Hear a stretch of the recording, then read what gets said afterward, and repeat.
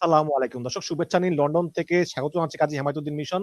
সাম্প্রতিক বাংলাদেশে ঘটে যাওয়া নানা বিষয় নিয়ে আমাদের সঙ্গে আছেন। নমস্কার, আমি তরুণ ঘোষ। তারেক রহমান তার ভারত সফরের ব্যাপারে এত টালবাহানা করছেন কেন? মোদিভীতি হতে পারে, কারণ যে সমস্ত এগ্রিমেন্টে উনি সই করেছিলেন ভারতের প্রতিনিধির উপস্থিতিতে এবং মার্কিন প্রতিনিধিদের উপস্থিতিতে, ভারতে এলে সেই সমস্ত জবাব তো তাকে দিতে হবে, অন্তত নরেন্দ্র মোদীর সামনে দিতেই হবে। দ্বিতীয় হচ্ছে, মানে 1-to-1 যদি বৈঠকে উনি বসেন, সেটা বিমস্টেকের মানে ব্রিক্সের সাইডলাইনেই হোক অথবা আগস্টে আসার যে কথা চলছে তাতে, আমি গতকালকেও বলেছি উনি আসবেন বলে আমার বিশ্বাস হয় না। তা বিশ্বাস হয় না কেন? বিশ্বাস হয় না একটাই কারণে, যে তিনি নিজের সিদ্ধান্তে এখন চলতে পারছেন না, অন্যের সিদ্ধান্তে চলছেন। অন্যের সিদ্ধান্ত কি? এখানে জামায়াতের চাপ আছে, এখানে এনসিপির চাপ আছে। তিনি সবাইকে খুশি করতে চাইছেন, সবাইকে খুশি করে উনি ক্ষমতায় টিকে থাকতে চাইছেন। কিন্তু একটা কথা উনি ভুলে গেছেন, যে সবাইকে খুশি করতে চায় সে কাউকে খুশি করতে পারে না, আর বিশেষ করে ভারতের মতো বৃহৎ গণতান্ত্রিক প্রতিবেশী রাষ্ট্রকে। এখন প্রতিবেশী রাষ্ট্র কি করতে পারে? প্রতিবেশী রাষ্ট্র যদি মনে করে যে আমি তার বিরুদ্ধে ব্যবস্থা নেব, তাহলে অনেক কিছু করতে পারে। গতকাল আমাদের এখানে মানে বর্ষাকালীন অধিবেশন শেষ হয়েছে পার্লামেন্টের। এখন তো হাতে অখণ্ড সময়। গতকাল রাতে সন্ধ্যের পর থেকে রাত 1:30 অবধি প্রচুর দৌড়ঝাঁপ হয়েছে। দৌড়ঝাঁপ বলতে কখনো এসপিজি, কখনো দলবল নিয়ে যাচ্ছে শেখ হাসিনার ওখানে তার সঙ্গে কথা বলতে, কখনো এখানে অজিত দোভাল, জয়শঙ্করজি একলা মিটিং করছেন, কখনো অজিত দোভাল, রাজনাথ সিং, মোদি, জয়শঙ্করজি একসঙ্গে মিটিং করছেন, মানে সিরিজ অফ মিটিং। এর মধ্যে গভীর রাতে আবার ডেকে পাঠানো হয় সিডিএস কে, চিফ অফ ডিফেন্স স্টাফকে। সেটা এর মধ্যে চিফ অফ ডিফেন্স স্টাফের সম্পর্কটা কোথায় আমি এখনো ধরতে পারিনি। কিন্তু এই বাংলাদেশে একটা খবর রটেছে যে দীনেশ ত্রিবেদী নাকি আবার একটা চিঠি নিয়ে যাচ্ছে, আমন্ত্রণ পত্র। আমার বিশ্বাস হয় না, আমাদের কাগজেও এরকম কিছু বেরোয়নি। তাছাড়া বাংলাদেশে এরকম বেল নেই, আপনাদের ভাষায় বাংলাদেশের অত বেল নাই। যারা আমেরিকাকে চেপে রাখতে পারে তাদের কাছে বাংলাদেশ কি?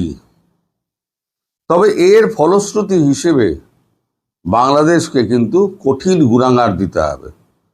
গুণাগার বলতে বাংলাদেশ ভারত ছাড়া কিন্তু তার নড়ার জায়গা নেই, সে খাদ্য পানীয় থেকে আরম্ভ করে জল অবধি। এখন আপনার দেশের যা অবস্থা, তাতে বেসিক দুটো চাহিদা মানুষের, সেটা হচ্ছে বিদ্যুৎ আর একটা হচ্ছে খাদ্যপণ্য। বিদ্যুৎ না থাকলে ট্যাঙ্কে জল উঠছে না, মোবাইল চার্জ হচ্ছে না, কোম্পানি বন্ধ হয়ে যাচ্ছে, তারপর আবার গ্যাসের সংকট, সিএনজির সংকট, পরিবহন কমে যাচ্ছে। ধরুন একটা মানুষ সকালবেলা ঘুম থেকে উঠে তার প্রথম কাজ কি হলো? দাঁত ব্রাশ করবে, সে টয়লেটে যাবে, প্রতিটা জায়গায় কিন্তু জল লাগছে। বাড়ির গৃহিণী, তিনি রান্না চড়াবেন, ট্যাঙ্কে জল নেই, কারণ কারেন্ট নেই, ট্যাঙ্কে জল উঠছে না, হাঁড়ি চড়ছে না। আপনি বাজারে যাবেন, গাদা গাদা টাকা নিয়ে যাবেন, থলে ভর্তি হবে না। ফিরে এসে আপনাকে ফাঁকা পেটে ফাঁকা পকেটে হাঁটতে হাঁটতে আপনাকে অফিস পৌঁছাতে হবে। তার মধ্যে তো অর্ধেক বেকার হয়ে গেছে। শেখ হাসিনা যখন গেছিলেন তখন তো বিদ্যুতে স্বনির্ভর ছিল। তাহলে এই টুকু সাহেবকে বসিয়ে দিয়ে, যিনি আগের বারে সমস্ত কেচ্ছা বেচ্ছাগুলো করেছিলেন, তাকে আবার ওই পদে বসিয়ে দিয়ে তারেক রহমান কি প্রমাণ করতে চাইলেন?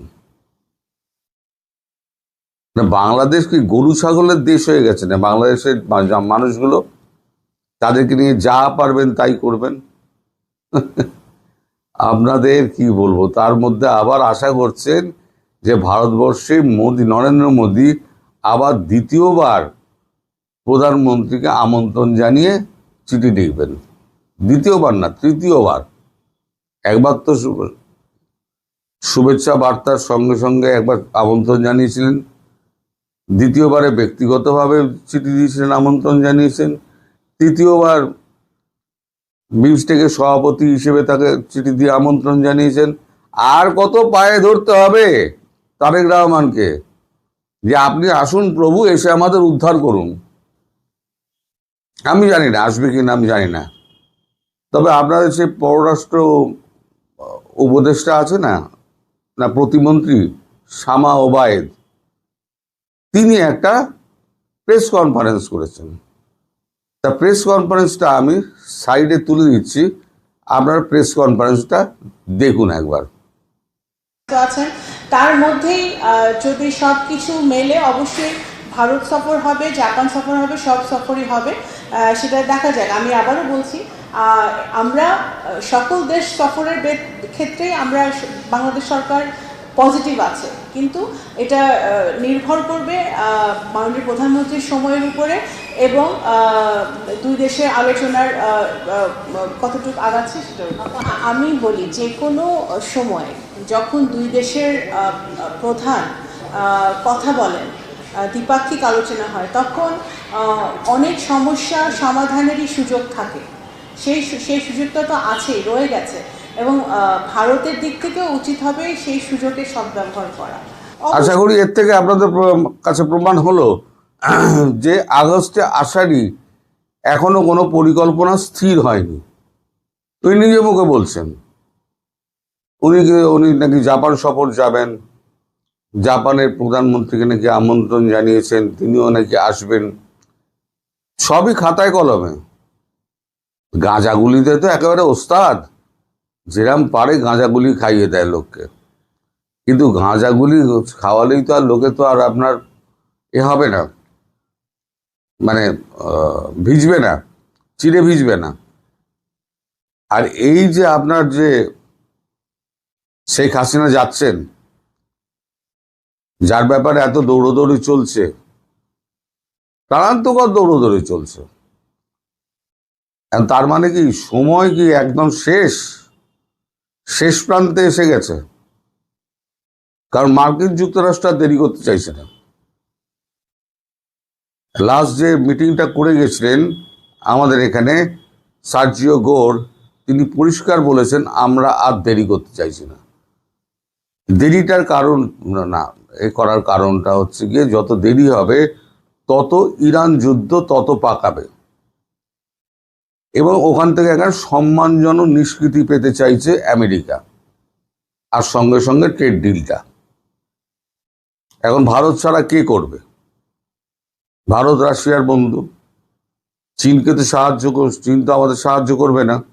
রাশিয়া যদি চীনকে বলে তাহলে চীন কিন্তু চুপ করে যাবে, অস্ত্র সাহায্য করবে না। কিন্তু আবার ওদিকে ইউক্রেনকে বন্ধ করতে হবে, সেটা ওরা বলেছে, আমেরিকানরা বলেছে যে না আমরা ইউক্রেনের সাহায্যটা আমরা বন্ধ করে দেবো। তাহলে কি হলো?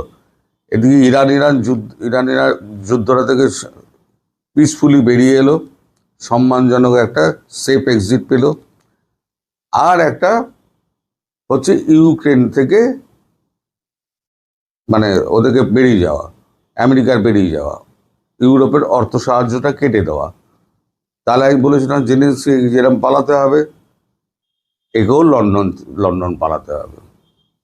কারণ পাবলিক আস্তে আস্তে পাবলিকের মুড যে ঘুরছে, এখন তো প্রকাশ্যে বলছে যে আমাদের সময়তে শেখ হাসিনা যখন ছিলেন তখন আমরা অনেক ভালো ছিলাম।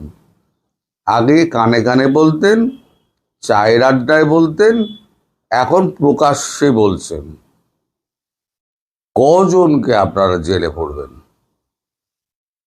18 কোটি মানুষকে তো আর জেলে ভরতে পারবেন না। এই যে আমাদের এত যে লোকজন গেলেন, গোয়েন্দা প্রধান গেলেন,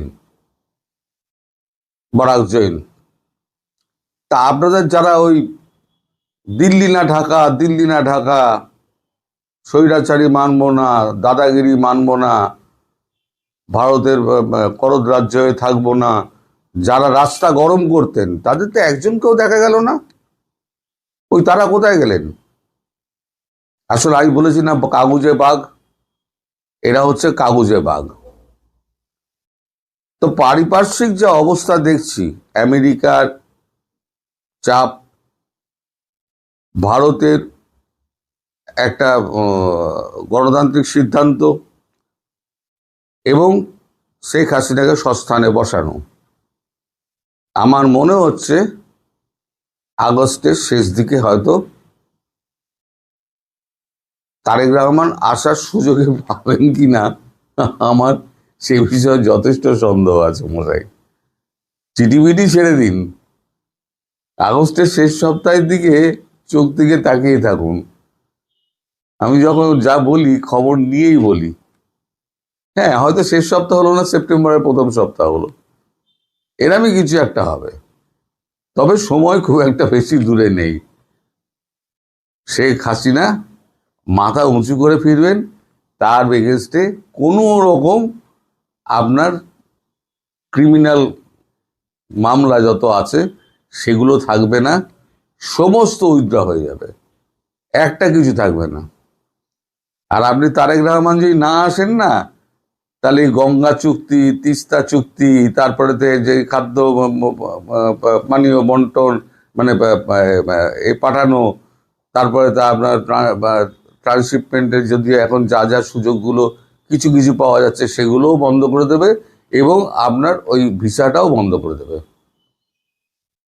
এবার দেশের পাবলিক আরো খেপে যাবে, কারণ ভিসাটা তো পাওয়া যাচ্ছিল, ভিসাটাও যদি বন্ধ করে দেয় তাহলে পাবলিক কার ওপরে খেপবে? তারেক রহমানের ওপরে খেপবে। তারেক রহমানকে লাঠি নিয়ে তাড়া করবে চৌরাস্তার মোড়ে। এবার দেখে নেবেন আমার কথাটা কতটা সত্যি হয় এবং কতটা বাজে কথা হয়। আমি এখনো পর্যন্ত যা বলে এসেছি সব অক্ষর অক্ষরে মিলে গেছে, এবারও যা বলছি অক্ষরে অক্ষরেই মিলবে। আপনারা শুধু ওয়েট করুন। সবাই ভালো। স্বাগত জানাচ্ছি আমাদের চ্যানেলে। এই মুহূর্তে আপনাদের সামনে কথা বলতে চাই, তারেক রহমানের দিল্লি যাওয়ার দিন তারিখও প্রায় নিশ্চিত। বাংলাদেশ ও ভারতের ভূ রাজনীতিতে কি তবে এক নতুন অধ্যায়ের সূচনা হতে যাচ্ছে? ক্ষমতার পালাবদলের পর এই প্রথম নয়াদিল্লি সফরে যাচ্ছেন বাংলাদেশের নতুন প্রধানমন্ত্রী তারেক রহমান। 6 মাস ইতিমধ্যে হয়ে গেছে, এখনো আমরা নতুনই বলছি। আগামী সপ্তাহের দ্বিতীয়ার্ধে বিশেষ করে 22 এবং 23 আগস্ট শনি এবং রবিবার কে কেন্দ্র করে ভারতের স্বাধীনতা দিবসের ঠিক 1 সপ্তাহ পর এবং বাংলাদেশের প্রেসিডেন্ট নির্বাচনের মাত্র 2 দিনের মাথায় হতে পারে এই ঐতিহাসিক সফর। বাংলাদেশ এবং ভারতের বিদেশ মন্ত্রক সূত্র এমনটাই বলছে। এদিকে এনডিটিভির একটি বিশেষ প্রতিবেদন থেকে জানা যাচ্ছে এই 2 দিনের দ্বিপাক্ষিক সফরটি শুধুই এক সৌজন্য সাক্ষাৎ নয়, বরং ঢাকা ও দিল্লির মধ্যে জমে থাকা বরফ গলানোর এক বিশাল কুল ঘেঁষা কূটনৈতিক পরীক্ষা। কিন্তু কি থাকছে এই সফরে? তিস্তা ও গঙ্গার পানি চুক্তি, সীমান্ত নিরাপত্তা, নাকি শেখ হাসিনার স্বদেশ প্রত্যাবর্তন ইস্যু? চলুন পুরো বিষয়টি পুঙ্খানুপুঙ্খ বিশ্লেষণ করে দেখা যাক। দর্শকদের মনে থাকার কথা, 2024 সালের অগাস্টে শেখ হাসিনা সরকার পতনের পর থেকে ঢাকা ও দিল্লির সম্পর্কে এক অভূতপূর্ব টানাপোড়েন ও অস্থিরতা তৈরি হয়েছিল। বাংলাদেশের রাজনৈতিক পট পরিবর্তন ভারতের কৌশলগত সমীকরণকে পুরোপুরি বদলে দেয়, যার ফলে দিল্লিকে ঢাকার প্রতি তাদের দৃষ্টিভঙ্গি পুনরায় সমন্বয় বা রিক্যালিব্রেট করতে বাধ্য হতে হয়। পরবর্তী সময়ে একাধিক ইস্যুতে দুদেশের সম্পর্কে দৃশ্যমান দূরত্ব তৈরি হয়, বিশেষ করে সাবেক প্রধানমন্ত্রী শেখ হাসিনার ভারতে অবস্থান এবং বাংলাদেশ সরকারের পক্ষ থেকে তাকে আনুষ্ঠানিকভাবে ফেরত যাওয়ার বিষয়টি দুদেশের কূটনৈতিক সম্পর্কে সবচেয়ে বড় দেয়াল হয়ে দাঁড়ায়। তবে বিএনপির নতুন সরকার স্পষ্ট জানিয়ে দিয়েছে তারা ভারতের সাথে সুসম্পর্ক রেখে একসাথে কাজ করতে আগ্রহী। সাম্প্রতিক সময়ে সেই বরফ গলার কিছু কূটনৈতিক লক্ষণও দেখা গেছে। গত এপ্রিলে বাংলাদেশের পররাষ্ট্রমন্ত্রী খলিলুর রহমান নয়াদিল্লি সফর করে ভারতের পররাষ্ট্রমন্ত্রী এস জয়শঙ্করের সাথে বৈঠক করেন। আর ঠিক সম্প্রতি অর্থাৎ 10ই অগাস্ট ঢাকায় বাংলাদেশের প্রধানমন্ত্রী তারেক রহমানের সাথে দীর্ঘ বৈঠক করেছেন ভারতীয় হাইকমিশনার দীনেশ ত্রিবেদী। সেখানে দুদেশের সম্পর্কের মধ্যকার পরিবেশ উন্নত করার উপায় নিয়ে গভীর আলোচনা হয়েছে। মাঝখানে সম্পর্কটা আবার একটু অন্যদিকে যেতে ধরেছিল। খলিলুর রহমান নয়াদিল্লি সফরের পরেও নানা ঘটনা ঘটে গেছে। এখানে পাকিস্তান তুরস্ক সমীকরণ ঘটেছে, চীন সফর ঘটেছে, ইত্যাদি নানা কিছু ঘটেছে। কিন্তু আবারও নতুন করে এই সম্পর্কটা স্বাভাবিক হতে যাচ্ছে বলে মনে হচ্ছে। এখন প্রশ্ন হচ্ছে, এই সফরের সবচেয়ে সংবেদনশীল বা হট টপিক কোনটি? এক কথায় শেখ হাসিনার স্বদেশ প্রত্যাবর্তন ইস্যু। 2024 সালের 5 অগাস্ট শেখ হাসিনা বাংলাদেশ ছাড়ার পর থেকেই ভারতে অবস্থান করছেন। ইতিমধ্যে বাংলাদেশের একটি ট্রাইব্যুনাল মানবতা বিরোধী অপরাধের দায়ে তাকে মৃত্যুদণ্ড দিয়েছেন। এরপর পরে ঢাকা আনুষ্ঠানিকভাবে নয়াদিল্লির কাছে তার প্রত্যার্পণের দাবি জানায়। ভারতের পক্ষ থেকে বলা হয়েছে তার সঠিক আইনি ও কূটনৈতিক প্রক্রিয়ার মাধ্যমে এই অনুরোধটি পরীক্ষা করে দেখছে। তবে এই বিতর্কের আগুনে নতুন করে ঘি পড়ে এ মাসের শুরুর দিকে, যখন শেখ হাসিনা নয়াদিল্লিতে বসে ভার্চুয়ালি সাংবাদিকদের সাথে কথা বলেন। এতে ভীষণ ক্ষুব্ধ প্রতিক্রিয়া জানায় ঢাকা। বাংলাদেশের স্পষ্ট বক্তব্য, ভারতীয় মাটিকে ব্যবহার করে বাংলাদেশের বিরুদ্ধে কোনো ধরনের রাজনৈতিক কর্মকাণ্ড পরিচালনা করতে দেওয়া যাবে না। যদিও নয়াদিল্লি অস্বীকার করে বলেছে এই ইভেন্ট বা সংবাদ সম্মেলন আয়োজনে তাদের কোনো হাত ছিল না। সূত্রের খবর, ভারতীয় হাইকমিশনারের সাথে তারেক রহমানের সাম্প্রতিক বৈঠকেও এই প্রত্যাবর্তনের বিষয়টি উঠে এসেছে। এখন দেখার বিষয়, সম্পর্ককে নষ্ট হতে না দিয়ে দুই দেশের সরকার কিভাবে এই জটিল সমস্যার সমাধান খুঁজে বের করে। কূটনৈতিক টেবিলে শুধু শেখ হাসিনা ইস্যুই নয়, রয়েছে একগুচ্ছ ব্যবহারিক ও অমীমাংসিত সমস্যা। আগামী সপ্তাহে প্রধানমন্ত্রী মোদী ও তারেক রহমানের এই বহুল প্রতীক্ষিত বৈঠকে আলোচনা হতে যাচ্ছে বাণিজ্য, ট্রানজিট, জ্বালানি সহযোগিতা, সীমান্ত ব্যবস্থাপনা এবং আঞ্চলিক নিরাপত্তা নিয়ে। এর বাইরেও একটি অত্যন্ত গুরুত্বপূর্ণ বিষয় হলো পানি বন্টন। 1996 সালে স্বাক্ষরিত ঐতিহাসিক গঙ্গার পানি বন্টন চুক্তির মেয়াদ শেষ হতে যাচ্ছে চলতি বছরের অর্থাৎ 2026 সালের ডিসেম্বরে। সেই মেয়াদ ফুরানোর ডেডলাইন যত এগিয়ে আসছে, চুক্তি নবায়নের আলোচনা ততই জরুরি হয়ে উঠছে। এছাড়া বাংলাদেশ ভারতের কাছ থেকে অর্থনৈতিক ও বাণিজ্য সংক্রান্ত একাধিক বিষয়ে অধিকতর সহযোগিতা প্রত্যাশা করছে। অন্যদিকে ভারতের দৃষ্টিভঙ্গিও পরিষ্কার। ভারতের নিজের নিরাপত্তার স্বার্থে, বিশেষ করে দেশটির উত্তর পূর্বাঞ্চলীয় রাজ্যগুলোর সংযোগ ও সুরক্ষার জন্য বাংলাদেশে রাজনৈতিক স্থিতিশীলতা অত্যন্ত প্রয়োজনীয়। ভারত ও বাংলাদেশের রয়েছে এক বিশাল দীর্ঘ স্থল সীমান্ত এবং সুদৃঢ় অর্থনৈতিক ও যোগাযোগ ব্যবস্থা। ফলে দুই দেশের রাজনৈতিক সম্পর্কের এই উষ্ণতা যদি বাস্তবে রূপ নেয়, তবে তার সুফল খুব দ্রুতই সাধারণ মানুষের জীবনযাত্রায় অনুভূত হবে। আপনাদের জানিয়ে রাখি, গত ফেব্রুয়ারিতে তারেক রহমান ক্ষমতা গ্রহণের পরপরই নয়াদিল্লি তাকে ভারত সফরের আমন্ত্রণ জানিয়েছিল সপরিবারে। শুধু তাই নয়, আগামী সেপ্টেম্বরে নয়াদিল্লিতে অনুষ্ঠিত হতে যাওয়া ব্রিক্স আউটরিচ সেশনে অংশ নেওয়ার জন্য বাংলাদেশকে আমন্ত্রণ জানিয়েছে ভারত। তবে সেপ্টেম্বরের আগেই অনুষ্ঠিত হতে যাওয়া এই দ্বিপাক্ষিক সফরটি হতে যাচ্ছে প্রধানমন্ত্রী নরেন্দ্র মোদী এবং প্রধানমন্ত্রী তারেক রহমানের মধ্যকার প্রথম মুখোমুখি বৈঠক। স্বভাবতই ঢাকা এবং দিল্লি দুই দেশের কূটনৈতিক মহলই এই বৈঠকের দিকে চাতক পাখির মতো তাকিয়ে রয়েছে। আমরা যদি বাস্তবসম্মতভাবে চিন্তা করি তবে এই 2 দিনের একটি মাত্র সফরে যে বছরের পর বছর জমে থাকা সব জটিল সমস্যার সমাধান হয়ে যাবে এমনটা ভাবা ভুল হবে। শেখ হাসিনার স্বদেশ প্রত্যাবর্তন, পানি বন্টন চুক্তি বা সীমান্ত সমস্যাগুলোর সমাধান হতে দীর্ঘ আলোচনার প্রয়োজন, কিন্তু মোদি ও তারেক রহমানের এই সরাসরি সংলাপ অন্তত একটি রাজনৈতিক পথ বা চ্যানেলের সূচনা করবে যা ভবিষ্যতে এসব বিরোধ নিষ্পত্তিতে বড় ভূমিকা রাখবে। এই সফরের মাধ্যমে একদিকে যেমন প্রধানমন্ত্রী তারেক রহমান সরাসরি ভারতের শীর্ষ নেতৃত্বের কাছে ঢাকার অবস্থান ও প্রত্যাশা তুলে ধরতে পারবেন, ঠিক তেমনি প্রধানমন্ত্রী নরেন্দ্র মোদীও বাংলাদেশের নতুন সরকারের কাছে থেকে ভারতের চাওয়া পাওয়ার বিষয়গুলো স্পষ্ট করতে পারবেন। এখানে অনেক বিষয় আছে, কিন্তু অনেক বিষয়ের ফ্রন্ট লাইনের বিষয় হচ্ছে শেখ হাসিনার স্বদেশ প্রত্যাবর্তন। এই সফরে, এই দ্বিপাক্ষিক বৈঠকে অন্ততপক্ষে শেখ হাসিনার প্রত্যাবর্তনের রোডম্যাপটা হয়ে যাবে। আর নিকট ডিসেম্বরে গঙ্গা পানি বন্টন, সেটিও অনেকটা সুরাহা হবে, আর অন্যান্য সমাধানগুলো হয়তো আরো কয়েক মাস লাগবে। শেখ হাসিনা যে ফেরছেন, ফেরার যে প্রচেষ্টা শুরু হয়ে গেছে, এমনকি ঢাকায় শেখ হাসিনা কোথায় থাকবেন নাকি ঢাকার বাইরে কোনো স্থানে তিনি থাকবেন, সেগুলোও ইতিমধ্যে যাচাই বাছাই কিন্তু শুরু হয়ে গেছে। এই ভিডিওর মাধ্যমে এটাও বলে রাখা ভালো, তিনি গোপালগঞ্জে থাকতে পারেন কিংবা ঢাকার কোনো বাড়িতে থাকতে পারেন, সেগুলো যাচাই বাছাই দেখা শোনা ইতিমধ্যে কিন্তু চলছে, এমন খবরটাও পাওয়া যাচ্ছে। সব মিলিয়ে বলা যায় এই মুহূর্তে দুই পক্ষের মূল লক্ষ্য একটাই, সম্পর্কের মধ্যে স্বাভাবিকতা বা নরমালাইজেশন ফিরিয়ে আনা, আলোচনা চালু রাখা এবং কঠিন ইস্যুগুলো যাতে সম্পর্কের মূল ভিতকে ক্ষতিগ্রস্ত করতে না পারে। যদিও নির্দিষ্ট সময়সূচি ও ফ্লাইট সূচির বিস্তারিত এখনো চূড়ান্ত জানা যায়নি, তবে সম্ভাব্য ডেট 22-23 আগস্ট। তবে সব পরিকল্পনা অনুযায়ী এগুলে আগামী সপ্তাহের তারেক রহমানের এই দিল্লি সফরই হবে বাংলাদেশ ভারত নতুন রাজনৈতিক সম্পর্কের প্রথম এবং সবচেয়ে বড় অগ্নি পরীক্ষা।